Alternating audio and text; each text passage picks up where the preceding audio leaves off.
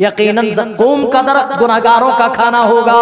जहन्नमी जहन्नम में जलते रहेंगे, साल हाँ साल जलेंगे, वो भूख भूख पुकारेंगे। अल्लाह ताला उनको इस भूख के मिटाने के लिए अल्लाह ताला यही कांटेदार दरख्त से अल्लाह तोड़ करके देगा कि लो ये खाओ। ज़क़ूम का कांटा दिया जाएगा, ज़क़ूम के दरख्त से खाना दिया जाएगा। तामुल अतीम, और अल्लाह आगे कह रहा कल मुहली यगली फिल बुतून, ये तलछट के मिसल होंगे जो कि पेट में जाने के बाद ये खोल रहे होंगे।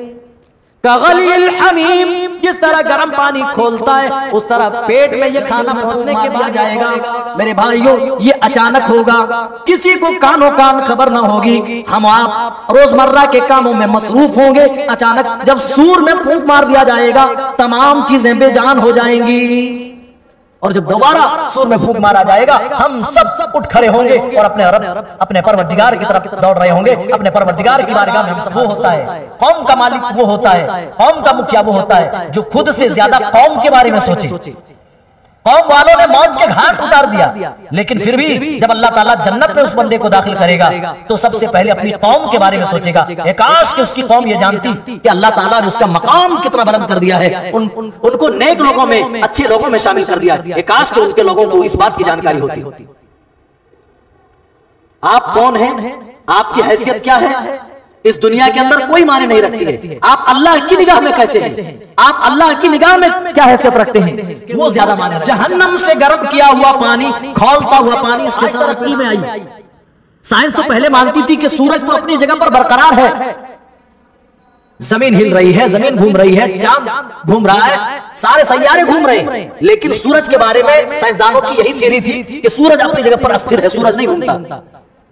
कुरान ने पहले ही बताया था, वश्शम्सु तजरी लिमुस्तक़र्रिन लहा, सूरज का भी एक रास्ता, एक महवर है, उसके लिए भी एक मदार है, वो अपने मदार पर गर्दिश कर रहा है, चल रहा है। इतना ही बस, दुनिया चल रही, सूरज अपनी जगह पर। कुरान ने कहा नहीं, हम दुनिया के चलने की तरदीद नहीं करते, लेकिन सूरज चल रहा है, इसको मानना पड़ेगा। आज इतना लंबा अरसा गुजरने के बाद आज जब नई तहरीक आई है तो कहने लगे ना मरहला होगा मेरे भाई, जब हम अपने परवरदिगार की तरफ दौड़ लगा रहे होंगे, जब हम अपने परवरदिगार की अदालत में पैर गवाही देंगे। प्यारे नबी सल्लल्लाहु अलैहि वसल्लम ने इरशाद फरमाया कि इंसान के जिस्म से जो सबसे पहली गवाही ली जाएगी वो उसकी रान होगी, रान। ये हमारी रान बोल पड़ेगी हमारे खिलाफ। इंसान कहेगा, ऐ आज़ाए बदन, मैंने तो तुझे ही बचाने के लिए मैंने झूठ बोला था, मैंने उज़्र पेश किए थे, लेकिन तू हमारे खिलाफ गवाही दे रहा। आज़ाए बदन कहेंगे, अरे हम क्यों ना बोले जब उस परवरदिगार ने हमें क़ुव्वत गोयाई अता की, जब हमें बोलने का उसने हुक्म दिया। दोनों अंबिया की तकज़ीब की, उनकी दावत पर लब्बैक न कहा, तो अल्लाह ताला ने एक तीसरे नबी को उनके दरमियान मबऊस फरमाया। लेकिन वो कौम ऐसी थी कि 3-3 नबी के मबऊस हो जाने के बाद भी वो ईमान नहीं लाई, उल्टा डांटने फटकारने लगे, मारने और धमकाने पर उतारू आ गए। कहने लगे, इन्ना ततय्यरना बिकुम लइन लम तंतहु लनरजुमन्नकुम व लयमस्सन्नकुम मिन्ना अज़ाबुन अलीम, कि हम तो तुम्हें मनहूस समझते हैं, हम तो तुम्हारे अंदर नहूसत देखते हैं, मनहूस समझते हैं। लइन लम तंतहु, अगर अपनी दावत से बाज नहीं आए, लनरजुमन्नकुम, तो हम तुम्हारे ऊपर पत्थरों की बारिश करेंगे, वलयमस्सन्नकुम मिन्ना अज़ाबुन अलीम, और हमारी तरफ से तुम्हें सख्त तकालीफ का सामना करना पड़ सकता है। दावत तौहीद पर इस तरह की धमकियां ये कोई नई नहीं है, ये धमकियां पहले से ही चली आ रही हैं। हजरत इब्राहिम अलैहिस्सलाम ने जब अपने वालिद मोहतरम को दावत दी तो उन्होंने यही बात कही थी, ऐ इब्राहिम लइन लम तंतहि लनरजुमन्नक व लयमस्सन्नकुम मिन्ना अज़ाबुन अलीम, कि हम तुम्हें पत्थरों से मार मार कर हलाक कर देंगे। ऐ इब्राहिम तू हमारे घर से निकल जा। तो ये दावत पर इस तरह की धमकियां मिलना, मारने और काटने की धमकियां देना, ये कोई नई नहीं। सबसे बड़ी अजीब बात जो उन्होंने अंबिया पर इल्जाम लगाया वो ये, इन्ना ततय्यरना बिकुम, हम तुम्हें मनहूस समझते हैं। ये नहुसत कैसी थी बाज़ मुफस्सिरीन कहते हैं कि इनके दरमियान अल्लाह ताला ने अपना अजाब मुसल्लत किया था, जिस अजाब को ये समझते थे कि अंबिया ही की वजह से ये अजाब हमारे ऊपर मुसल्लत हुआ है। अंबिया ने इस नहुसत का जवाब क्या दिया? क़ालू ताइरुकुम मअकुम अइन ज़ुक्किरतुम बल अंतुम क़ौमुम मुस्रिफून। नहुसत हमारे अंदर नहीं है, हम मनहूस नहीं है, हम तो तुम्हें अल्लाह की तरफ बुलाने के लिए आए हैं, हम तो तुम्हें तुम्हारे परवरदिगार की तरफ बुलाते। क़ालू ताइरुकुम मअकुम, बल्कि तुम्हारी नहुसत तो तुम्हारे साथ ही लगी हुई है। ये कुफ्र तुग़यान जो तुम्हारे अंदर है, कुफ्र सरकशी जो तुम्हारे अंदर पल बढ़ रहा है, ये क्या है? ये तुम्हारे लिए नहुसत है। बल अंतुम क़ौमुम मुस्रिफून, तुम तो हद से तजावुज कर जाने वाली कौम। लेकिन शहर के किनारे, बस्ती के कॉर्नर पर एक मुवहिद शख्स रहता था। ये कौन था, कहां से आया, कुछ भी जिक्र नहीं है, नाम भी नहीं बताया गया। लेकिन अल्लाह कह रहा है वजाअ मिन अक़सल मदीनति रजुलुन यसा, बस्ती के किनारे से एक आदमी दौड़ता हुआ आया और अपनी कौम वालों से खिताब करके कहने लगा, या कौमी इत्तबिउल मुरसलीन इत्तबिउ मन ला यसअलुकुम अजरन व हुम मुहतदून। नाम अल्लाह ने नहीं बताया, कहां से आया जिक्र नहीं किया, बस अल्लाह कह रहा है एक शख्स आया जो अल्लाह की तौहीद का मानने वाला था, जो अल्लाह की एक तारीख की गवाही देने वाला था। वो आया और अपनी कौम वालों से कहने लगा, ऐ मेरी कौम वालों, तुम नबियों का कहना मान लो, नबियों की दावत कबूल कर लो। वो तो अपनी दावत पर तुमसे उजरत का भी मुतालबा नहीं करते। वो हुम मुहतदून, और वो अल्लाह की तरफ से हिदायत याफ्ता लोग हैं। पता ये चला, अगर आप हक पर कायम रहे, आपकी तादाद थोड़ी हो, कम हो, हत्ता कि आप अकेले भी हो, तब भी आप एक जमात की हैसियत रखते हैं। और अल्लाह के यहाँ आपका मकाम कितना बड़ा है, अल्लाह के यहाँ आपकी अहमियत किस तरह है कि अल्लाह ताला ऐसे बंदों को कुरान में मेंशन कर रहा है, कुरान में जिक्र कर रहा है। बाद मुफस्सिरीन कहते हैं कि उस शख्स का नाम हबीब नज्जार था। क्या था? हबीब नज्जार। वो हबीब नज्जार कहने लगा कौम वालों से, तुम ईमान लाओ ना लाओ, वमा लिया ला अअबुदुल्लज़ी फतरनी व इलैहि तुरजऊन। मैं तो ईमान ला रहा हूँ, मैं तो नबियों की दावत कबूल कर रहा हूँ, भला मुझे क्या हो गया है कि मैं उस परवरदिगार की इबादत ना करूं जिसने मुझे पैदा किया है।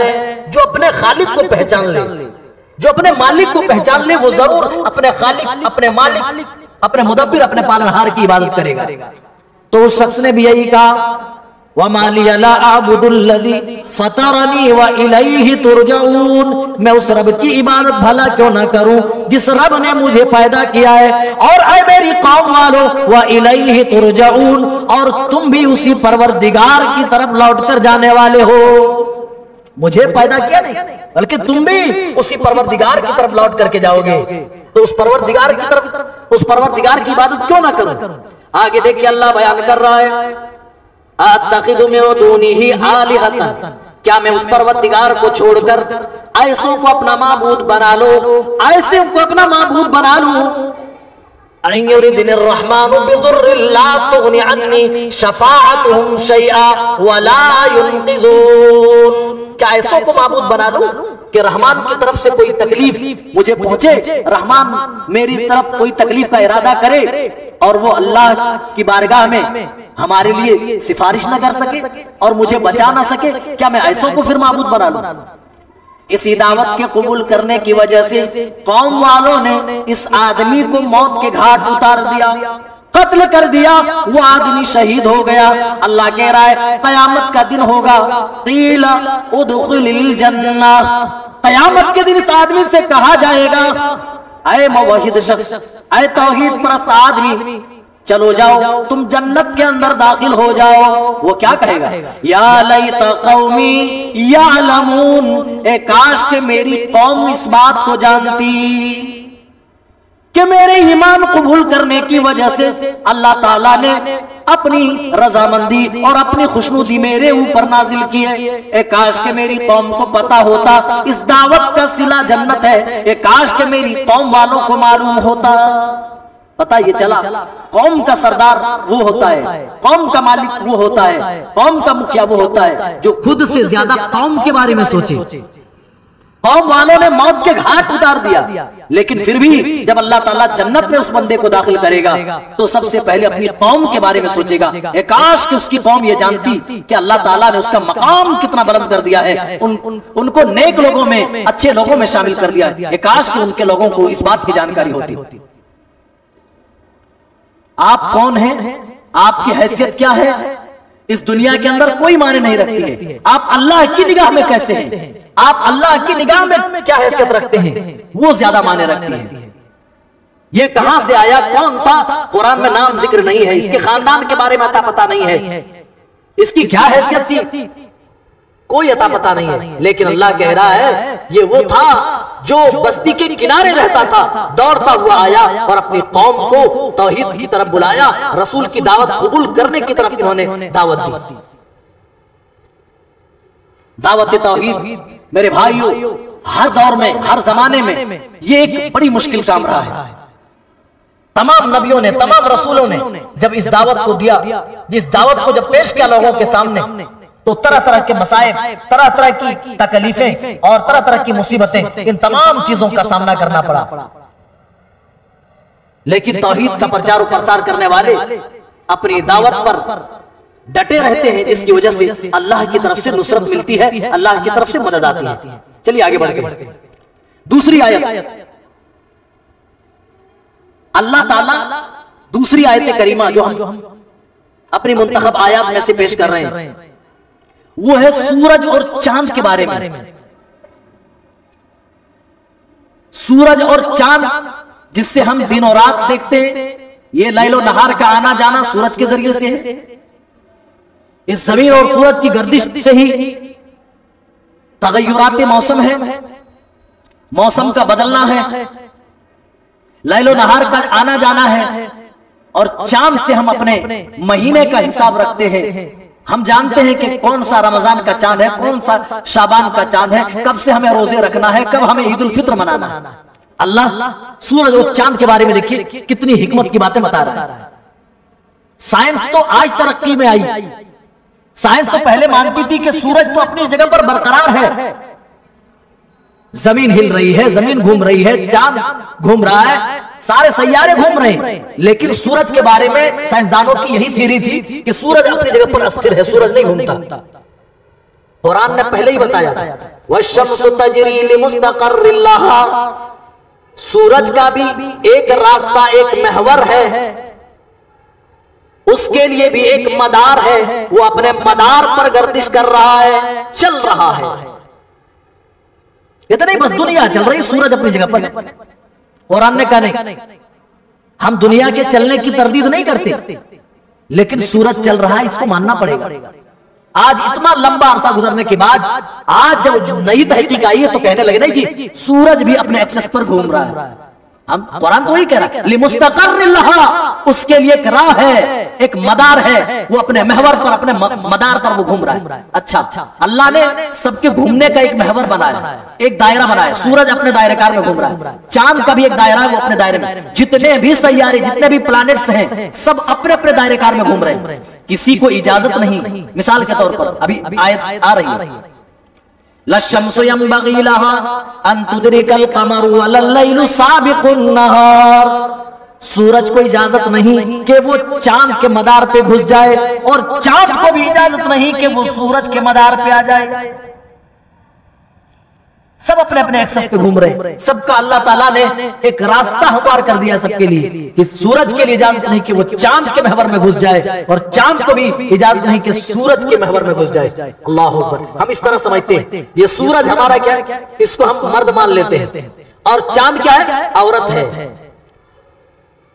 तो मर्द औरत के महवर में नहीं घुस सकता, और औरत भी मर्द की महफिलों में नहीं जा सकती है। अच्छा, सूरज अगर चांद के मदार में दाखिल हो जाए, चांद के महवर में आ जाए, तो कुरान कहता है दुनिया का निजाम दरहम बरहम हो जाएगा।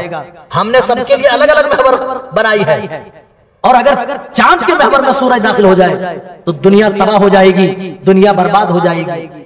इसी तरह मेरे भाइयों, औरतों में अगर मर्द कोई औरत बनना शुरू कर दे तो इसी तरह बेहयाई उनके अंदर उरूज पाएगी। और इसी तरह औरतें मर्द बनने लगे, मर्द के महवर में दाखिल होने लगे तो इसी तरह माशरे में बेहयाई फैल जाएगी और बदकारियां आम होती जाएगी। जिस तरह सूरज के चांद के मदार पर दाखिल होने के बाद दुनिया का निजाम दरहम बरहम हो जाएगा, उसी तरह अगर कोई मर्द औरत बनना चाहिए, औरत मर्द बनना चाहे तो दुनिया में फसाद पैदा होगा, माशरे में गड़बड़ी पैदा हो जाएगी। तो कुरान ने ये हमें नुक्ता-ए नजर हमें दिया कि सूरज भी घूम रहा है और अल्लाह ने आगे कहा कुल्लुन फी फलकिन यस्बहून, ये सारे के सारे सैयारे आसमान में तैर रहे हैं, गर्दिश कर रहे हैं। यस्बहून तैर रहे हैं। तमाम सैयारों की गर्दिश करने की जो आप हैयत को देखेंगे तो ऐसा लगेगा कि जैसे ये किसी पानी पर है, बड़े पानी पर, और ये तैर रहे हैं। कुल्लुन फी फलकिन यस्बहून, सब कुछ तैर रहे हैं। अल्लाह ने कहा इस खला में कोई चीज अपनी जगह अस्थिर नहीं है। आज मौजूदा दौर के साइंसदानों को इस बात का इकरार करना पड़ा जिसका अल्लाह ताला ने ऐलान 1440 साल पहले कर दिया था इस कुरान के जरिए से। आइए और आगे देखते हैं। अब अल्लाह ताला कयामत का जिक्र करता है कि जब कयामत कायम होगी तो लोगों का हाल क्या होगा। वनुफ़िख़ फ़िस्सूरि फ़इज़ा हुम मिनल अजदाथि इला रब्बिहिम यंसिलून, जब सूर में फूंक मार दिया जाएगा लोग अपनी कब्रों से उठ खड़े होंगे और अपने परवरदिगार की तरफ चलते बनेंगे, अपने परवरदिगार की तरफ दौड़ते रहेंगे। जब सूर में फूंक मार दिया जाएगा, ये नफ़ख़े सानिया का जिक्र हो रहा है। एक बार तो जब पहली दफा सूर में फूंक मारा जाएगा तो तमाम जानदार चीजें सब खत्म हो जाएंगी, सबको मौत आ जाएगी सिवाय रब्बे ज़ुल जलाल की। सब मौत के घाट उतर जाएंगे। लेकिन दूसरी मर्तबा जब सूर में फूंक मारा जाएगा, रब्बे ज़ुल जलाल कह रहा है फ़इज़ा हुम मिनल अजदाथि इला रब्बिहिम यंसिलून, लोग अपनी कब्रों से उठ खड़े होंगे और अपने परवरदिगार की तरफ दौड़ रहे होंगे। क़ालू या वैलना, लोग कहेंगे हाय हाय मंबासना मिन मरक़दिना, ये कौन है जिसने हमें हमारे ख्वाबगाहों से जगा दिया, कौन है जिसने हमें हमारी कब्रों से जिंदा करके उठाया। हादा वादल हक़ वादल हक़ व सदक़र रसूल, ये वही वादा है अल्लाह का जिस वादे को अल्लाह ताला बार बार कुरान मजीद में जिक्र करता था। हाँ, ये वही बातें हैं जिनको अंबिया ने सच सच तुम्हारे सामने बता दिया था। हादा मा वअदना रहमान व सदक़ल मुरसलून, यही वो वादा है जिसका अल्लाह ने तुमसे पहले वादा लिया था और ये वो बातें हैं जिसको अंबिया ने पहले बता दी थी। जब सूर में फूंक मार दिया जाएगा मेरे भाइयों, ये अचानक होगा, किसी को कानों कान खबर न होगी। हम आप रोजमर्रा के कामों में मसरूफ होंगे। अचानक जब सूर में फूंक मार दिया जाएगा तमाम चीजें बेजान हो जाएंगी और जब दोबारा सूर में फूंक मारा जाएगा हम सब उठ खड़े होंगे और अपने परवरदिगार की तरफ दौड़ रहे होंगे। अपने परवरदिगार की बारगाह में हम सब हाजिरी देंगे। वो मरहला बड़ा खतरनाक मरहला होगा मेरे भाइयों, जब हम अपने परवरदिगार की तरफ दौड़ लगा रहे होंगे, जब हम अपने परवरदिगार की अदालत में उसकी बारगाह में खड़े होंगे। अल्लाह उसी दिन का आगे जिक्र करता है अल यौमा नख्तिमु अला अफ़वाहिहिम, ऐ मेरे बंदो उस दिन हम उनके मुंह पर ताले लगा देंगे, मुहर लगा देंगे। व तुकल्लिमुना अयदीहिम, और उनके हाथ हमसे बात करेंगे। व तशहदु अर्जुलुहुम, और उनके पैर उनके करतूतों की गवाही देंगे।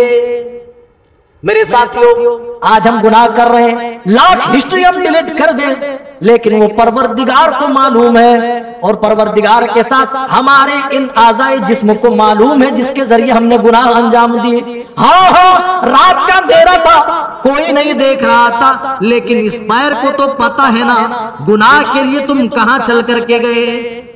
रात का अंधेरा तो छोड़ो, तुम अपने घर के अंदर हो, खिड़कियां बंद है, दरवाजे बंद है, कोई नहीं देख रहा है, लेकिन इस हाथ को तो पता है ना, इस हाथ के जरिए से कौन कौन से गलत काम अंजाम दिए गए। मेरे साथियों, हम मोबाइल से सारी हिस्ट्री डिलीट कर दें, सब कुछ खत्म कर दें और ये महसूस कर ले कि हमें कोई नहीं देख रहा है, हमारे अमाल का कोई मुहासबा करने वाला नहीं। हमारी आंखों को तो पता है, हमारे दिल को तो पता है। अल्लाह कह रहा है कयामत का दिन होगा, तुम्हारे जिस्म का एक एक अज़्व तुम्हारे खिलाफ गवाही देगा।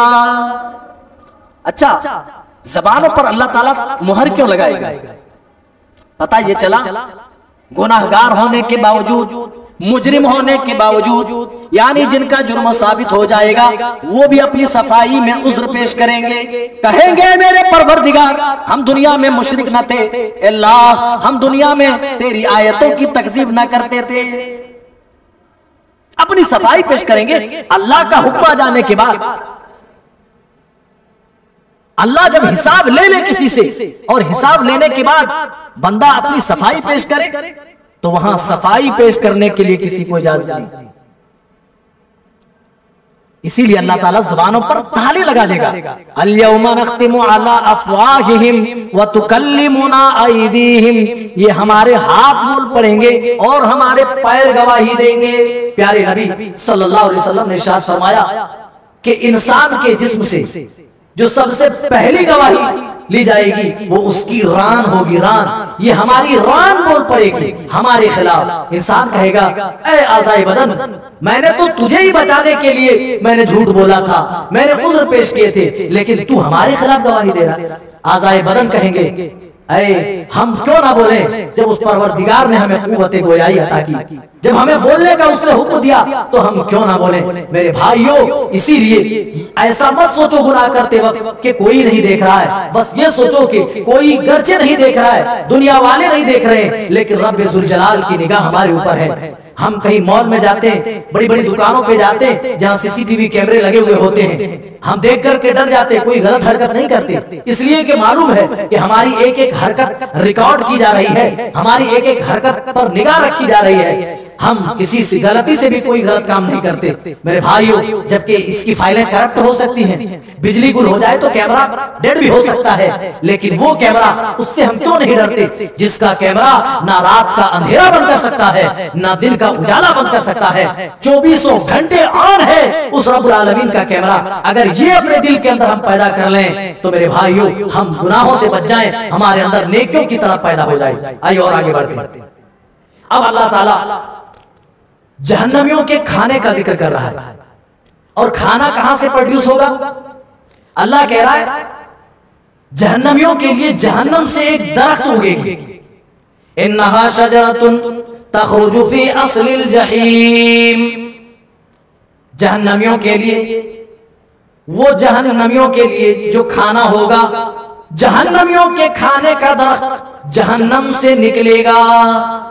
अल्लाह आगे बयान कर रहा है, तलउहा कअन्नहु रुऊसुश शयातीन, और उस दरख्त के खुशे शैतान के सरों की तरह होंगे।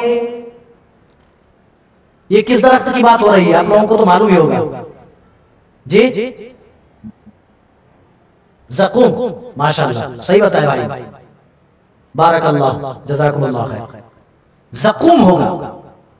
अल्लाह ताला ने 25वें पारे में भी इस ज़क़ूम का जिक्र किया है, ये जहन्नमियों के लिए खाना होगा। इन्न शजरतज़ ज़क़ूम तआमुल असीम, यकीनन ज़क़ूम का दरख्त गुनाहगारों का खाना होगा।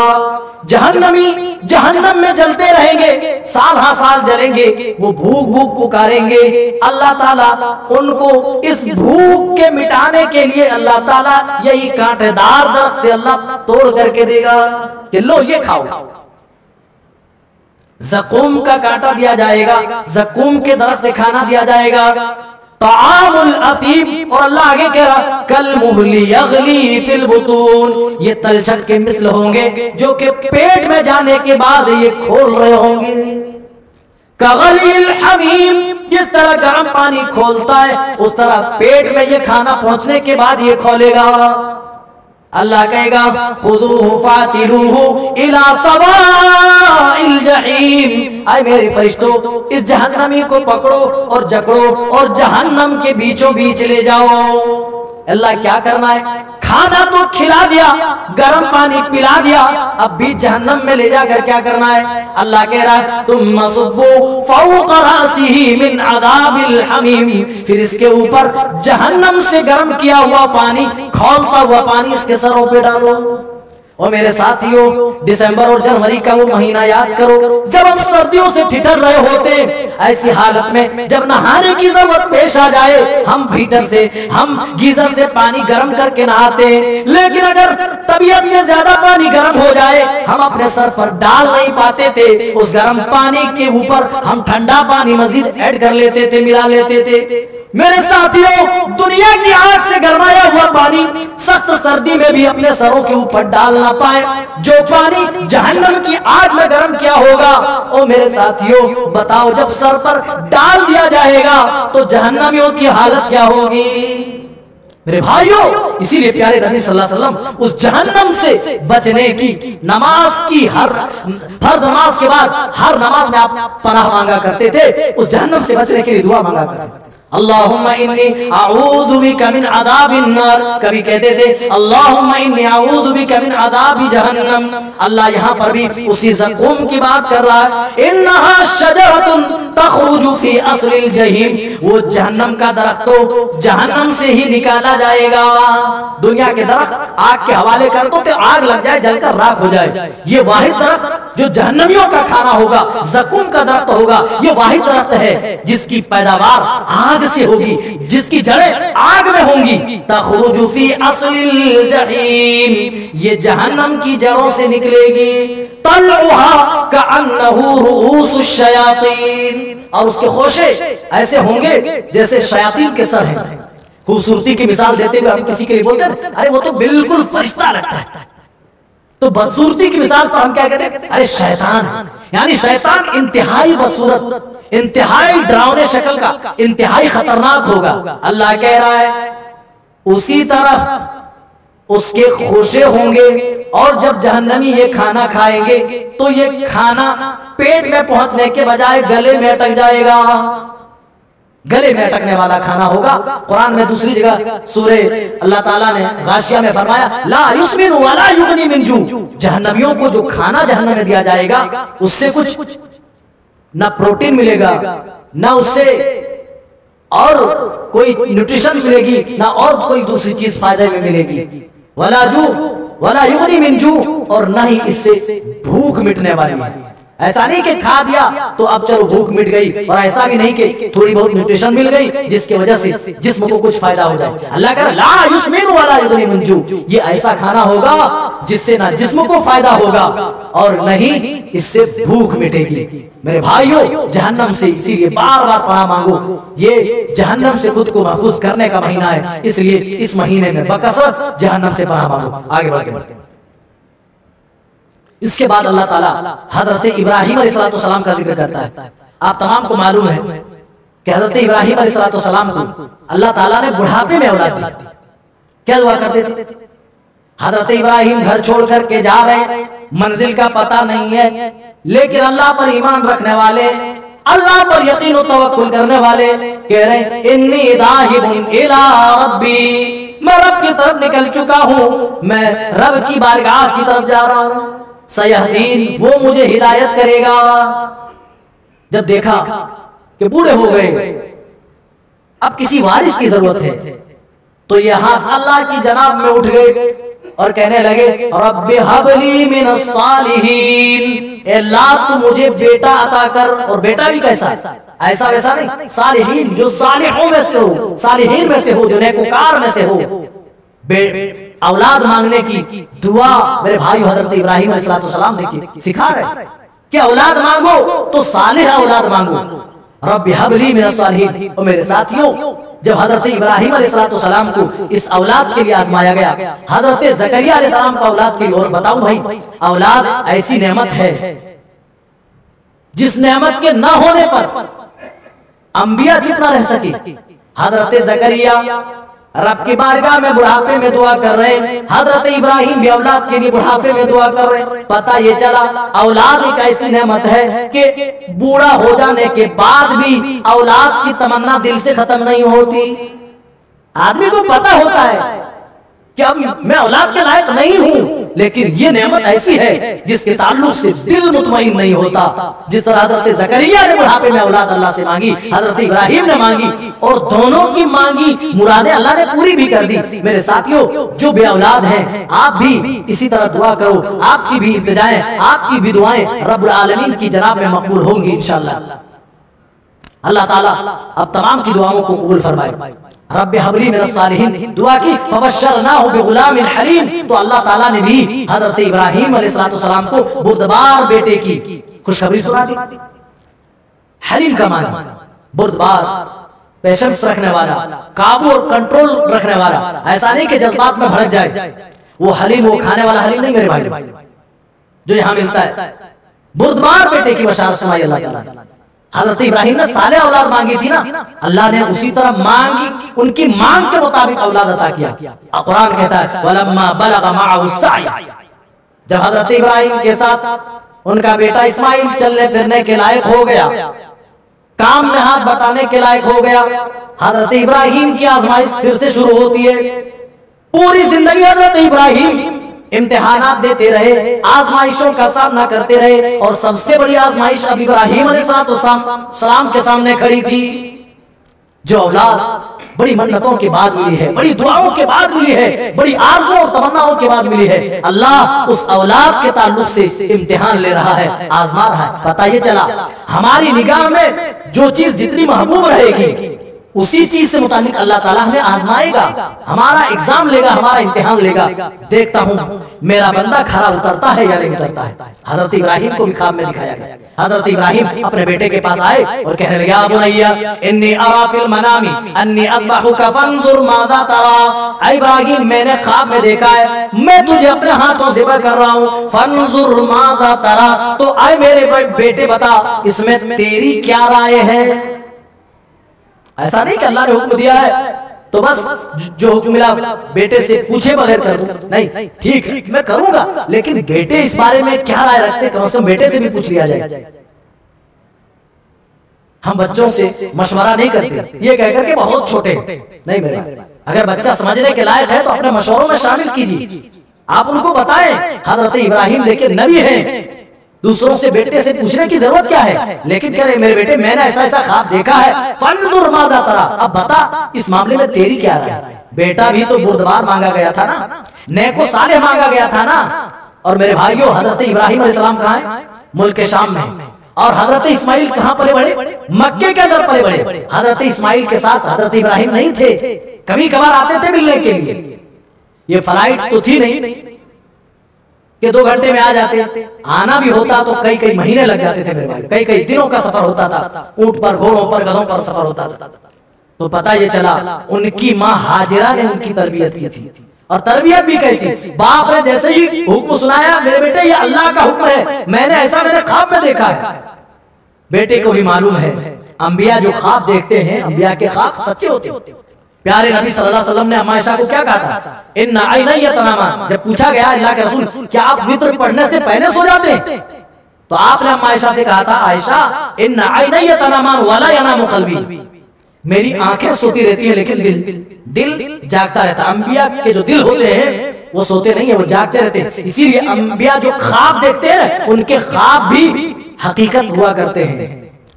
तो इस्माइल को भी मालूम हो गया, इसीलिए क्या कहा, या अबती फ़अल मा तुअमर, ऐ मेरे अब्बू जान जिस चीज का आपको हुक्म मिला है आप कर डालिए। सतजिदुनी इंशाअल्लाहु मिनस साबिरीन, अल्लाह ने चाहा तो आप मुझे साबिरों में से पाएंगे। अल्लाह अकबर। बेटा भी कैसा मुती फरमा बरदार, जिस तरह बाप की इताअत कर रहे हैं, रब का भी बड़ा मुती है। मालूम हुआ कि ये रब का हुक्म है, कहने लगे ऐ मेरे अब्बू इफ़अल मा तुअमर, जो हुक्म मिला है उसके मुताबिक कर डालिए। सतजिदुनी इंशाअल्लाहु मिनस साबिरीन, अल्लाह ने चाहा तो इंशाअल्लाह आप मुझे सब्र करने वाले पाएंगे। कुरान का फलम्मा अस्लमा व तल्लहु लिल जबीन, लिटा दिया, दोनों इस काम के लिए रेडी हो गए और बाप ने बेटे को लिटा दिया। करीब था कि बाप के हाथों बेटा ज़िबा हो जाए, बाप की छुरी बेटे की गर्दन पे चल जाए। अल्लाह ने कहा वनादैनाहु अय्या इब्राहिम, हमने आवाज लगाई ऐ इब्राहिम क़द सद्दक़्ता रुया इन्ना कज़ालिका नज़ील मुहसिनीन, तूने अपने ख्वाब सच कर दिखाया ऐ इब्राहिम, हम इसी तरह मुहसिनीन को बदला दिया करते। अल्लाह ताला ने जन्नत से एक मेंढा अता किया और अल्लाह ने कहा कि ये बेहतरीन तुम्हारे लिए फिदिया है, और कहा कि हजरत इब्राहिम का नाम हमने पिछड़ों में बाकी रखा। मेरे भाइयों, इतनी आजमाइशों और इन मरहलों के साथ एक मुवहिद आदमी गुजरता रहता है। एक मुवहिद के सामने जब आजमाइशें आती है तो उन आजमाइशों से वो डरता नहीं है, उनका पैर नहीं डगमगाता। आजमाइशों में पढ़कर कहीं उल्टा कदम वो पीछे नहीं हटा लेता, बल्कि आजमाइशों में साबित कदम रहता है और निखर करके सामने आता है। जब आजमाइश पूरी हो जाती है ना, तो अल्लाह ताला और बुलंद मकाम अता कर देता है। इसके बाद अल्लाह ताला मक्के वालों का एतराज बयान कर रहा है। जब प्यारे नबी सल्लल्लाहु अलैहि वसल्लम ने मक्के वालों के सामने कहा ऐ लोगों, तमाम माबूदाने बातिला का इनकार कर दो, एक अल्लाह पर ईमान ले आओ, और देखो इस कलमे की बरकत से तुम्हें सिर्फ दुनिया में ही फायदा नहीं मिलेगा, बल्कि तुम्हारी आखिरत सवर जाएगी, दुनिया भी तुम्हारी बन जाएगी। तो क्या कहा उन्होंने, अजअलल आलिहता इलाहन वाहिदा, ऐ मोहम्मद ये कैसे हो सकता है, सारे माबूदों के बिलमुकाबिल हम एक अल्लाह पर कैसे ईमान ले आए। इन्ना हाज़ा लशैउन उजाब, ये तो बड़ी ही अजीब बात है। हम लात को छोड़ दें, मनात को छोड़ दें, उज़्ज़ा को छोड़ दें, हुबल को छोड़ दें, बस एक अल्लाह को अपना हाजत रवा मान लें, एक अल्लाह को अपना मुश्किल कुशा मान लें, उसी को बिगड़ी बनाने वाला मान लें, उसी को नफा और नुकसान का मालिक समझे। ऐ मोहम्मद ये तो बड़ी ही अजीब बात है। और सूरह ज़ुमर में इसी पारे में वो सूरत आती है, अल्लाह ताला उन्हीं के बारे में कहे मा नअबुदुहुम इल्ला लियुक़र्रिबूना इलल्लाहि ज़ुल्फ़ा वल्लज़ीना इत्तख़ज़ू मिन दूनिही औलिया, जो अल्लाह को छोड़कर दूसरों को माबूद बनाते हैं, दूसरों को पुकारते हैं, वो क्या कहते हैं, वो यही तो कहते हैं कि हम इसलिए पुकारते हैं ताकि ये अल्लाह के हमें करीब कर दे। आज भी जो गैरों को पुकारने वाले लोग हैं, उनसे पूछें कि भाई अल्लाह को छोड़कर कब्र वालों को क्यों पुकारते, वो यही कहते नहीं जी, हम कब्र वालों को नहीं पुकारते, हम तो उनसे अपनी दुआएं अल्लाह तक पहुंचवाते हैं, वो तो एक जरिया है, वसीला है, तो वसीला लेते हैं। और मक्का वालों का अकीदा क्या था, वो भी यही कहा करते थे मा नअबुदुहुम इल्ला लियुक़र्रिबूना इलल्लाहि ज़ुल्फ़ा, ये अल्लाह के मुकर्रब लोग हैं, ये अल्लाह के पहुंचे हुए बंदे हैं, हम इनसे इसलिए दुआएं कर रहे हैं, इनकी मजावरी इसीलिए कर रहे हैं, इनकी पूजा प्रश्न इसलिए कर रहे हैं ताकि ये हमारी दुआएं अल्लाह तक पहुंचा दें। हम गुनाहगार लोग हैं, हमारी दुआएं डायरेक्ट अल्लाह नहीं सुनता। सेम यही अकीदा कुफ्फारे मक्का का था, जो आज मौजूदा मुसलमानों का है। उनसे आप कहें कि भाई कब्र वालों पर तुम चढ़ावे क्यों चाहते हो, क्यों उनके लिए नजरें मांगते हो, क्यों उनके लिए ज़बीहे तुम देते हो, तो वो यही कहेंगे बस वसीला ले रहे साहब, जिस तरह बड़े मंत्री से मिलने के लिए छोटे मंत्री से मिला जाता है, उसी तरह हम बस वसीला ले रहे हैं। अल्लाह, क्या घटिया मिसाल अल्लाह के लिए, अल्लाह के लिए ऐसी कोई मिसाल दी जाती है। मेरे भाइयों, ठीक है हमारी जबान कमजोर है, हम अपनी बात अल्लाह तक नहीं पहुंचा सकते, थोड़ी देर मान लिया जाए, लेकिन अल्लाह की समात के बारे में आपका क्या ख्याल है, उसकी समात का तो यह हाल है वह हुवा अलीमुम बिज़ाति सुदूर, वो सुन तो इस तरह रहा है, अल्लाह कह रहा है ओ मेरे बंदो, तुम्हारे दिलों में जो धड़कने वाली सदाएं हैं, तुम जो सोचते हो, अल्लाह ताला तुम्हारी उस सोच से भी बाखबर है।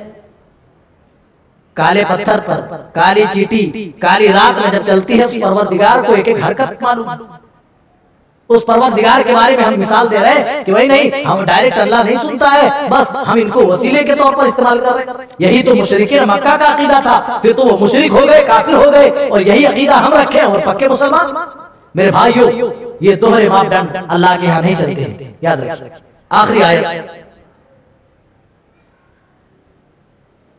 हज़रत सुलेमान अलैहिस्सलाम का एक छोटा सा वाक़या जिक्र किया गया कि उनके सामने खूबसूरत घोड़े लाए गए, बड़े खूबसूरत देखने में थे। हज़रत सुलेमान अलैहिस्सलाम बड़े बादशाह थे,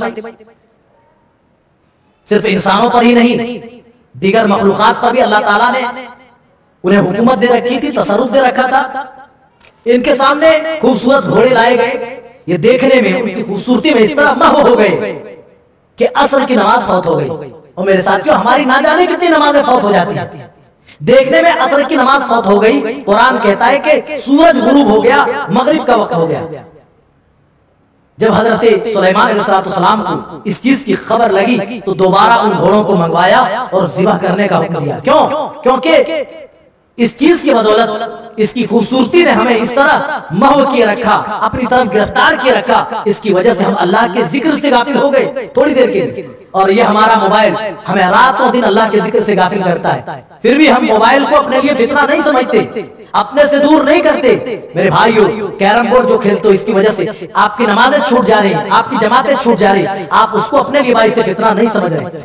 जो चीज आप और आपके और अल्लाह के जिक्र के दरमियान रुकावट बने, अल्लाह की कसम वो चीज आपके लिए फितने का बाइस है। इसीलिए अल्लाह ताला ने फरमाया सूरह मुनाफिकून में, ला तुल्हिकुम अमवालुकुम वला औलादुकुम अन जिक्रिल्लाह, ऐ ईमान वालो, ये मालो दौलत, ये औलाद कहीं तुम्हें अल्लाह के जिक्र से ना रोक दें, अल्लाह के जिक्र से गाफिल ना कर दें। और जो ऐसा करेगा, वमन यफअल ज़ालिका फउलाइका हुमुल खासिरून, वो तो सरासर घाटा उठाने वाला होगा, नुकसान उठाने वाला होगा।